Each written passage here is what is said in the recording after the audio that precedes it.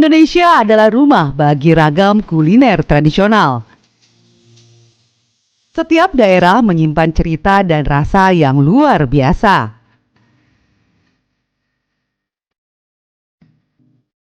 Di Kabupaten Sambas, Kalimantan Barat, sebuah hidangan sederhana menjadi simbol kehangatan dan gotong royong.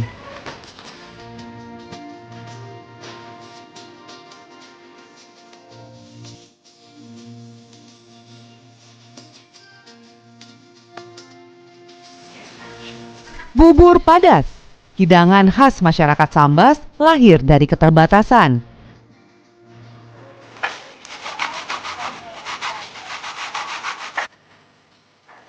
Saat beras menjadi barang berharga, masyarakat mengolahnya dengan cara berbeda agar cukup untuk dimakan bersama. Pada zaman dulu rumah masyarakat itu besar-besar dan ditempati oleh beberapa keluarga. Jadi pada zaman itu agak susah, perekonomian masyarakat agak susah, jadi persediaan beras sangat terbatas. Pada waktu itu diceritakan bahwa persediaan beras hanya tinggal 1 kilo untuk memberi makan sekitar 20 orang. Kalau secara normalnya tidak mungkin bisa memberikan makan untuk orang sebanyak itu dengan beras 1 kilo. Jadi diakali bagaimana caranya supaya bisa makan satu keluarga. Jadi diciptakanlah bubur pedas ini.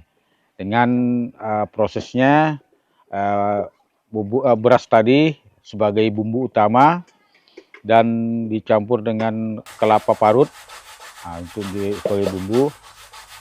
Karena di daerah Sambas ini masih banyak sumber-sumber alam, terutama sayur mayurnya nggak perlu beli, jadi mereka mencari sayur mayur untuk campuran bubur pedas.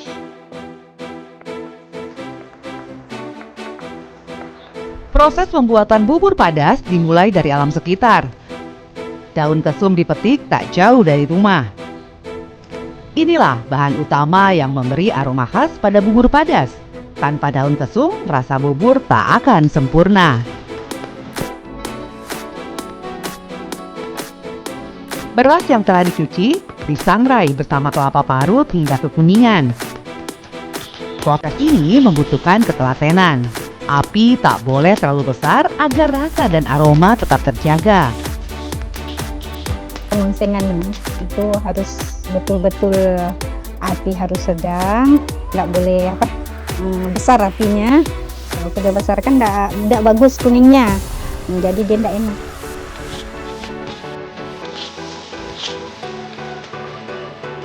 Setelah disangrai, beras dan kelapa ditumbuk hingga halus.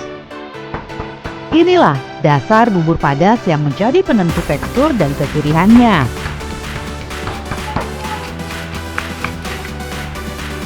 Satu persatu sayur disiapkan, jagung dipipil, gambas dan wortel dipotong.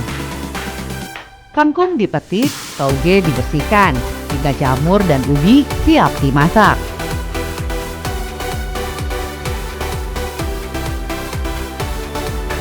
Di wajan besar, air dipanaskan, daging dan tetelan dimasukkan terlebih dahulu. Disusul sayuran yang teksturnya keras.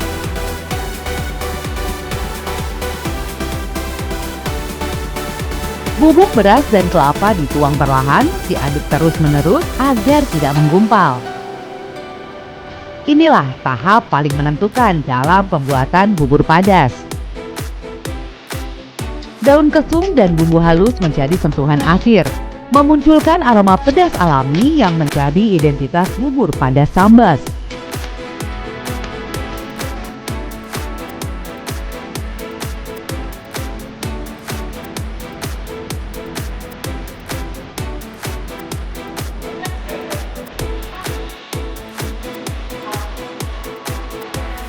Setelah matang, bubur padas disajikan dengan taburan teri goreng, kacang tanah, dan bawang goreng. Pelengkap seperti sambal, kecap, dan jeruk nipis disiapkan sesuai selera. Filosofi dari bubur pedas ini bahwa kita harus saling bekerja sama dengan bahan yang cukup sederhana, tetapi bisa memberi makan ramai orang dan untuk mempererat silaturahmi sesama masyarakat.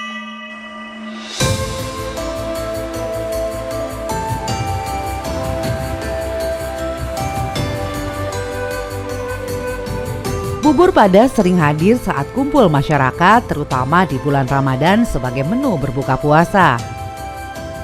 Disantap bersama dalam suasana akrab dan sederhana.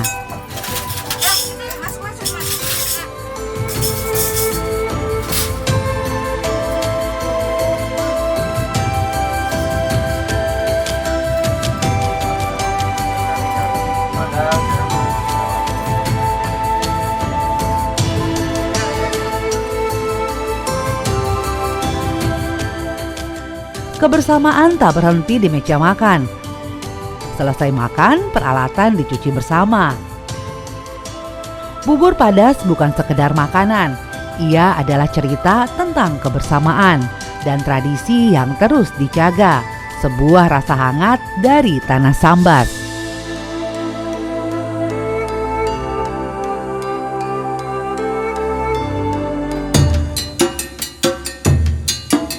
Sambas, kabupaten di Provinsi Kalimantan Barat ini menyimpan kisah panjang tentang peradaban, perdagangan, dan kejayaan masa lampau.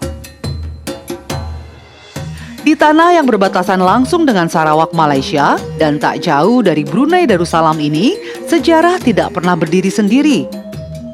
Ia lahir dari hubungan darah rumpun Melayu. Tak heran jika Sambas memiliki kedekatan kultural dengan Malaysia dan Brunei. Selain berada dalam satu daratan Kalimantan, ketiganya terikat oleh sejarah yang sama, sejarah Melayu dan Islam. Semua bermula dari sebuah pernikahan penting dalam sejarah. Sultan Tengah dari Brunei Darussalam menikahi putri kerajaan Sukadana, bagian dari kerajaan Tanjung Pura di Kalimantan Barat. Dari pernikahan itu lahirlah Raden Sulaiman. Raden Sulaiman tumbuh dan besar di wilayah Sambas. Ia kemudian menikahi Putri Ratu Sapundak, penguasa Sambas saat itu. Dari sinilah tonggak berdirinya Kesultanan Sambas dimulai. Pada tahun 1671 Masehi, Sambas resmi memiliki kesultanan pertamanya. Sebuah kesultanan Melayu Islam yang kelak memainkan peran penting dalam jaringan perdagangan dan politik regional. Namun jejak Islam di tanah Sambas sesungguhnya telah hadir jauh sebelum berdirinya kesultanan. Ketonggak estafet Islam itu memang sudah masuk sebelum Sambas itu ada kerajaan.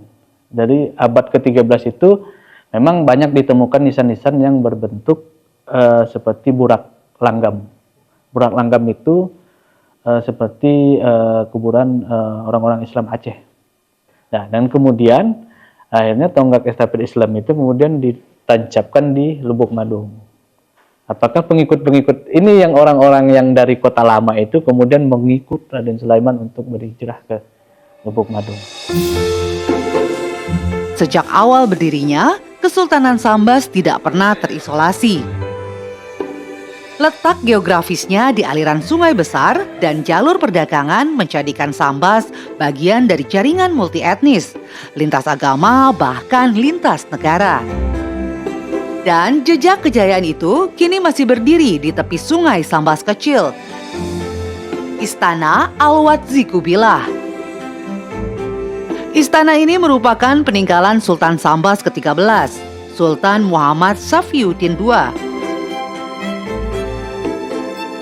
Meski bangunan yang ada sekarang merupakan hasil pembangunan ulang, namun aura kebesaran masa lampau tetap terasa kuat. Di dalam lingkungan istana tersimpan berbagai peninggalan sultan-sultan terdahulu. Salah satu simbol penting Kesultanan Sambas adalah lambang elang laut yang dipopulerkan Sultan ke-8 Muhammad Ali Saifuddin I.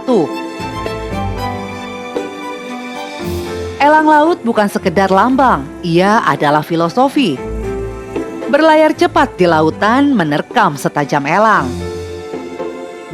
sebuah simbol kejayaan maritim. Pada masa itulah armada laut Kesultanan Sambas dikenal kuat dan disegani. Dulu kan istananya besar nih, besar. Kemudian ada terjadi konflik politik antara sesama pihak kerajaan yang kemudian ditunggangi oleh orang-orang Belanda ya. Akhirnya bangunan yang sekian utuh itu kemudian dihancurkan. Kemudian Sultan terakhir itu membangun istana kembali supaya tidak ada pergolakan politik. Hubungan Kesultanan Sambas dengan bangsa asing sudah terjalin sejak lama. Bahkan sebelum Belanda datang, Inggris telah lebih dulu menjalin kerjasama. Kekayaan alam Sambas menjadi daya tarik utama. Tambang emas, hasil bumi, perkebunan, hingga komoditas laut menjadikan Sambas sebagai wilayah strategis di Kalimantan Barat. Di depan istana berdiri sebuah tiang tinggi menjulang. Tiang itu menyerupai tiang kapal, simbol kejayaan maritim Sambas di masa lampau.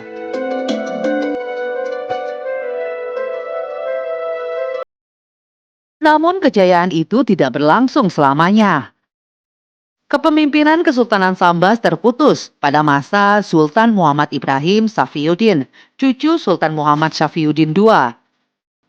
Tahun 1944, pada masa pendudukan Jepang, Sultan Ibrahim bersama sejumlah tokoh dan sultan dari wilayah Kalimantan Barat dipanggil ke Pontianak. Namun, ia tak pernah kembali ke Sambas. Sultan Ibrahim dan para pengikutnya menjadi korban pembantaian Jepang dalam tragedi berdarah di Kalimantan Barat. Sejak saat itu, tak ada lagi penobatan sultan secara resmi. Muhammad Tarhan, yang kini bergelar Pangeran Ratu, merupakan cicit Sultan Ibrahim. Kakek dan ayahnya belum sempat dilantik karena wafat sebelum penobatan dilakukan. Meski tanpa tahta resmi, warisan sejarah tetap dijaga.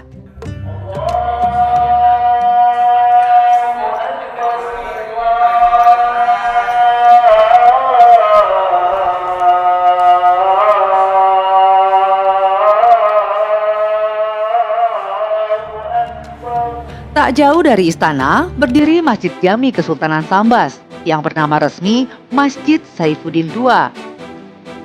Masjid ini disebut sebagai salah satu yang tertua di Kalimantan Barat. Awalnya bangunan ini adalah rumah Ibu Sultan ke-13. Atas kebijakan Sang Sultan, rumah tersebut diubah menjadi mushola dan ruang pendidikan agama. Seiring waktu, bangunan diperluas dan dipugar hingga menjadi masjid raya seperti sekarang. Proses pembangunannya memakan waktu hampir 30 tahun. Oh, itu dibangun full kayu gitu. Ya, itu masjid itu dibangun oleh Sultan Safiyuddin itu full kayu dulu. Jadi tidak ada penambahan beton dan lain-lain. Mungkin adalah ya sekarang itu ditambah beton bawahnya ya. Tapi secara utuh itu masjid itu memang dibangun oleh Sultan itu dari kayu.